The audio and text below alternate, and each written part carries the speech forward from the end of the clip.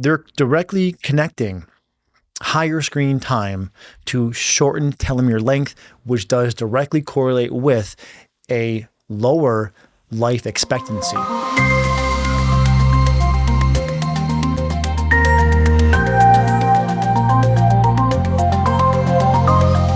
Hey everyone, this is Dr. Ruscio. Let's talk about some recent science that can help us have healthier kids, fine-tune our exercise, and be able to have the most dietary freedom and select the diet that is best for us and kind of steer around any dietary dogma. Alrighty, so to kick things off, let's discuss how we can reduce food allergy in children and the deleterious effects of screen time.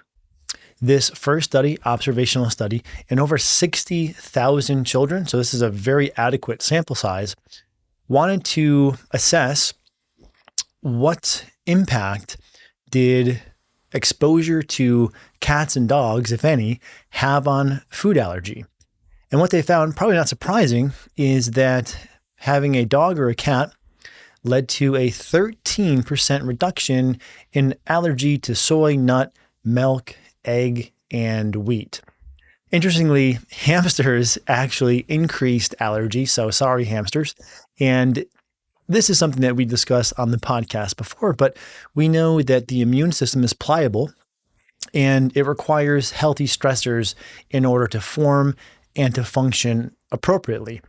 Early life is when the microbiota and the immune system in tandem form, and exposure to vectors of bacteria and other particles help train the immune system. The immune system, like bones, require stress to be strong. The immune system requires exposure to different microbes, pathogens, dirt, dander, grasses, whatever, so as to be able to delineate between things that should be reacted to and things that should not. This is part of the reason why exposure to cats and dogs early in life can have a healthy impact on the development of the immune system and are resulting, as this study found, decrease in allergy to certain foods. Remember, we've discussed other research in the past, and I also wrote about this in Healthy Gut, Healthy You, that looked at the amount of farm animals mom had exposure to was inversely related to development of allergic and atopic conditions in their children. So if you can have a pet other than a hamster, seems like a good idea for the healthy development of your child's immune system and therefore a reduction in allergy. This next study I found quite compelling also, with the increased prevalence of screens and the fact that they can be so alluring to adults and to children. This observational study in about 1,100 children was quite relevant. They did a 4-year follow-up looking at and categorizing kids to either be labeled as low screen time, 1 hour per day or less, as compared to high screen time, about 1.5 hours or more, up to 5. What they found at the end of the 4-year follow-up period was a shortening of what's known as telomeres. Now, telomeres are akin to that wax coating on the end of your shoelace that prevents the shoelace from unraveling. The telomere serves this function for your chromosomes, for your DNA. You want to have a long, robust cap or telomere. You don't want to have a shorter telomere. In fact, we have meta-analysis level data that correlates short telomeres to a shorter life expectancy, or specifically said another way, a higher all-cause mortality, death from any cause. So this finding is very relevant in the sense that they're directly connecting higher screen time to shortened telomere length, which does directly correlate with a lower life expectancy. Now, they also controlled for activity, because one can make the counter argument, well, it's not the impact of the screens per se, it's that the kids are on their screens, not outside being active. That would be a fair counter argument, but they controlled for this. They performed a regression analysis, and they found, independent of activity level, kids still had shortening of their telomeres when they were on screen. So it's not activity dependent per se. There seems to be something pernicious about the screens themselves. I'm not saying to have zero screen time, but what I am recommending is having diligency in monitoring and reducing, setting a cap for how much time your kids spend on screens. And data like this are very compelling. You've probably also heard that there's a direct correlation between the amount of time on social media and scores of depression and anxiety, especially in young girls. So certainly something to be on the lookout and be attentive to monitor. Alrighty, coming over to exercise. This first study, meta-analysis of 28 trials, wanted to answer the question, how does time in nature impact health outcomes? So the control was nothing, and the treatment group, so to speak, was those who spent time in nature.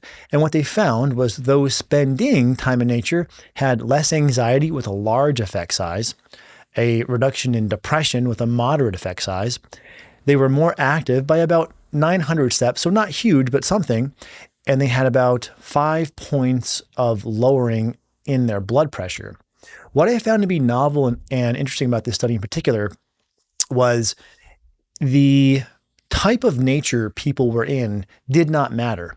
It could have been a garden, it could have been a park, it could have been a hill, it could have been a forest, or a beach. So where you go in nature doesn't matter, which is, for me anyway, really instructive in the sense that I have a nature trail I walk on in the morning. I wouldn't say it's a forest. I'd love it to be a forest, but it's not. And I've wondered, well, is this enough to get me that benefit we see from forest bathing, as has been explored in many of the trials coming out of various countries in Asia or regions in Asia? And the answer here seems to be yes. The other thing that's helpful about this is people were shown to have benefit irrespective of if they were moving, meaning those who were meditating, those who were listening to music, all experience benefit. So it's not activity dependent. Now, why is this? Well, there could be a few mechanisms. There's this compound I won't bother to pronounce because I always butcher it, but it is a scent that trees give off, and it's been shown to lower blood pressure.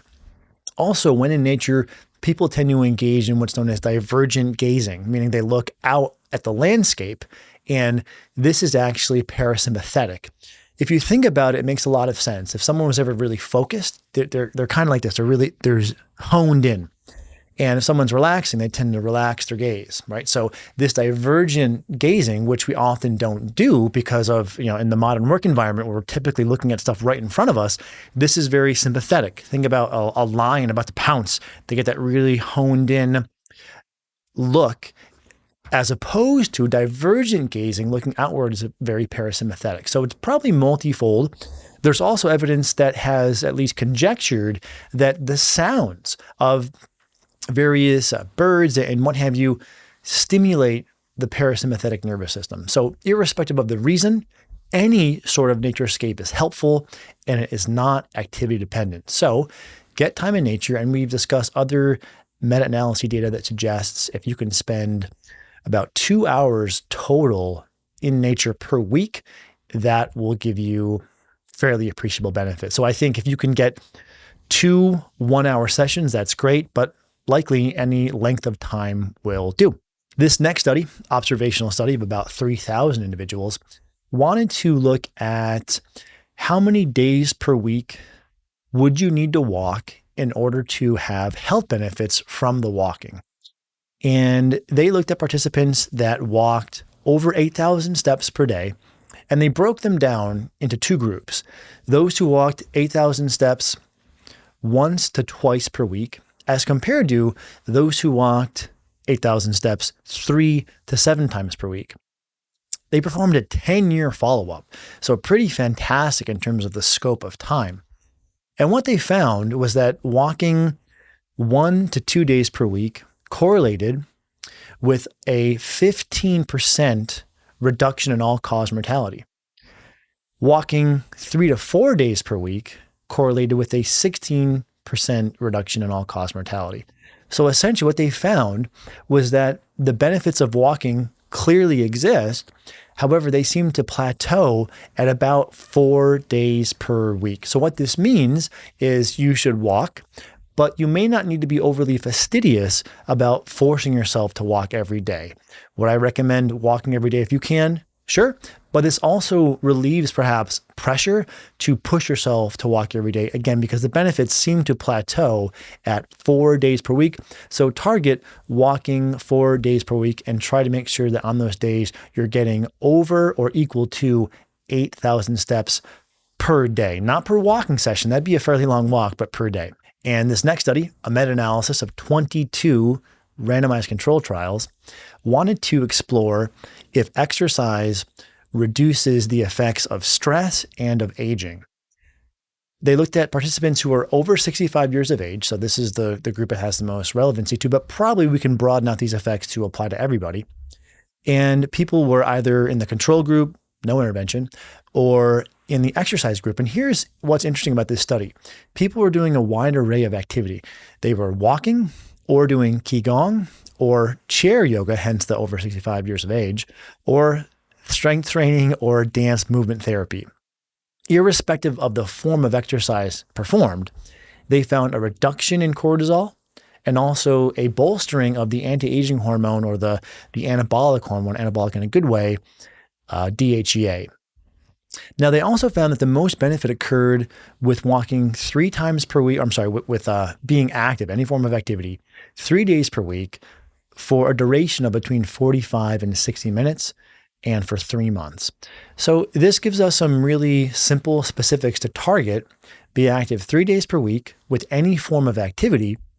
Target 45 to 60 minutes in duration. So it does not mean that more is better. And be consistent for at least 3 months. And then you should see these anti-aging and stress-reducing impacts, as was found in this meta-analysis of 22 randomized controlled trials. Now, we talk a lot about gut health. So what is the best type of exercise for improving your gut health? This study was a systematic review of 28 studies in 800 individuals. They assessed via either shotgun sequencing or 16S RNA assessments of the microbiota what was the best form of exercise. And they found that the most effective was either aerobic, moderate to high intensity of any form. So this is good. This tells us we can do aerobic or moderate to high intensity of any form and we'll see benefit. But 3 times per week regarding frequency or more, and between 30 and 90 minutes. There's this recurring theme that there seems to be a threshold we need to hit. It's not huge. Many of the studies are finding between 3 to 5 days per week, and roughly around 45 to 60 minutes is kind of the sweet spot. And we're seeing that here also with the bolstering of healthy bacterial populations as documented by either the shotgun sequencing or the 16S RNA sequencing. And also they found a resultant increase in certain levels of short chain fatty acids, which these healthy bacterial populations produce. So good news, you have options. And if you can hit 3 or more days per week for 30 to 90 minutes in this case, then you will be doing benefit for your microbiota. Now, this study did not look at symptoms. I would have liked for them to have looked at symptoms, but they did not. So we can make the claim that you improve your microbiota. I think it's safe to say you'll probably see improvements in things like IBS and IBD, the symptoms. And there are data that have demonstrated that. This study specifically looked at the microbiota. And this next meta-analysis of 8 trials wanted to see, was there a certain timing of exercise related to meals that would be best for lowering of your blood sugar? They looked at those who exercised before or after their meals to answer the question, when is the optimal time to get in movement? And they found that it didn't matter. Before or after, either one showed a ability to lower blood sugar as long as it was 20 minutes at least of walking. So the take home here is if you can walk for 20 minutes before or after an exercise, before or after a meal, then you should see an improvement in your blood sugar. Now, does this mean that you have to be overly fastidious about this and always walk after a meal? In my opinion, no. But this is something that can inform how you build your day and sort of the rhythm that you go through. Big meal would probably, or the largest meal of the day, many people, this might be their dinner. That might be the most intelligent time to go for a walk. You have your dinner, you go for a walk. Let's say you're at lunch and you're at work. There's a tight meeting schedule. Do you have to tie yourself into knots to get in a 20-minute walk after every meal, let's say at work, where it would be highly inconvenient? My opinion, no. So just apply this information practically is what I'm saying. And this next study, another meta-analysis of 21 trials, wanted to answer the question, is there an optimal time of day to exercise for cardiometabolic health? Looking at morning exercise as compared to evening exercise. And they did not find that time of exercise was superior for lowering of blood sugar or blood pressure. So whatever works for you would be probably the best way to go, because you'll likely hit more consistency. And again, morning versus exercise doesn't seem to matter. And to tie into this, one area that I think can confuse people, there is some theory that if you want to optimize for body composition, you should be doing morning cardio. And to my knowledge, there's not good data to support that when you control for how it affects caloric consumption throughout the day. So this is one more study that supports that. To sum these various findings into a protocol, here is your simple science-based exercise protocol. Walk 3 to 4 days per week and make sure you're hitting at least 8,000 steps per day. And if you walk after meals, that seems to be best for blood sugar. Spend, or before or after meals, but spend any time, any place in nature, and exercise whatever time of day is most convenient for you. Any form of exercise, perhaps moderate to high intensity, and roughly 4 to 5 days per week for 30 to 60 minutes. So what this tells us is there's a lot of freedom, but also a few things to put onto your radar screen for trying to optimize your weekly exercise and movement routine. Okay, coming to diet. I found this next study quite compelling, quite interesting. It was a meta-analysis of 40 randomized control trials, and they were looking at which dietary interventions are the best for improving longevity. Longevity, in this case, was an amalgamation of heart attack, cardiovascular disease, stroke, and all-cause mortality. They looked at various diets, including Mediterranean, plant-based, either Ornish or Pritikin, low-fat, low-sodium, and low-saturated fat. What they found was interesting. The Mediterranean diet was the most effective for reducing the risk of heart attack by 25%, of cardiovascular death by 45%, of stroke by 35%, and of all-cause mortality by 28%. And the finding I found the most insightful was that the plant-based, low-fat, and low-sodium diets, so either one of these, had little to no effect on outcomes. Now, I share this not because I have anything against plant-based per se, or low-fat per se, or low-sodium per se, but I have been concerned with what seems to be sort of a growing popularity of plant-based dieting, and hearing various either thought leaders or advocates make the claim or make claims that things like animal protein are unhealthy for you, and sort of really assured, well, we know animal protein causes heart disease or causes cancer. And that's not really representative of what the data and what the science show us. So coming to the Mediterranean diet to give you a framework for what diet in this comparative trial was found to be the most effective, you see that the basis of the Mediterranean diet, and I love how this diagram from the journal Nutrients puts at the bottom of the food pyramid physical activity and hydration. One level up from that is a bit of a controversial rung of the pyramid: whole grains, bread, beans, legumes, nuts, and seeds. Now, you've maybe heard some of my discussion on this in the past, that while in our clinical practice, we will see people who don't do well, let's say on gluten, I've also tried to be careful to represent that that's not anywhere close to the majority of the population, and that there are clearly data showing that consumption of whole grain confers benefit or at least correlates with health outcomes. So I don't think we can make a case just vilifying grains. One rung up, you have vegetables and fruits. Another rung up, you have virgin or extra virgin olive oil. And then toward the top, you have fish and seafood. There is a de-emphasis on red meat, dairy, eggs, and poultry. And this is where I think there's a bit of controversy.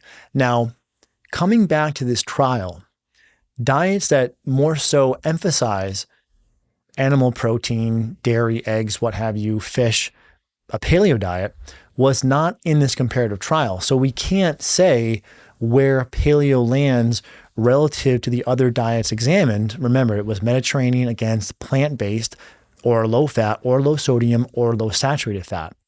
The paleo diet was not in here. So one of the things I quickly reviewed in PubMed was the evidence of a paleo-like diet on cardiovascular disease risk. And this is a meta-analysis from 2019 that did find benefit for cardiovascular risk factors when using a paleo diet. Now, all that being said, there was recently some criticism of the methodology of this study. So that gives me a little bit of pause with how much weight I assign to this, and I haven't drilled down deeply enough to be able to appraise where I think the truth or where the data trend here lies.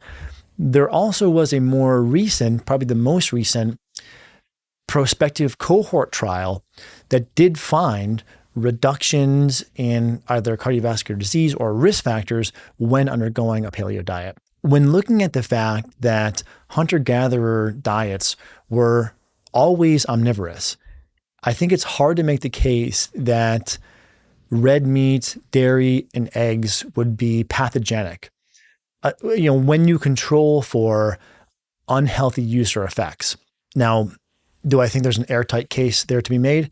No, and my opinion will evolve as the evidence does, but just to sort of speak to the fact that we oftentimes recommend this framework of looking to our ancestry, well, from an ancestral perspective, omnivorous dieting, which may partially include Mediterranean, yes, but also more toward paleo, was part of that evolution. So we should account for that. And this is just a quick overview of the most recent meta-analysis finding benefit from paleo. There has been some challenges to that methodology.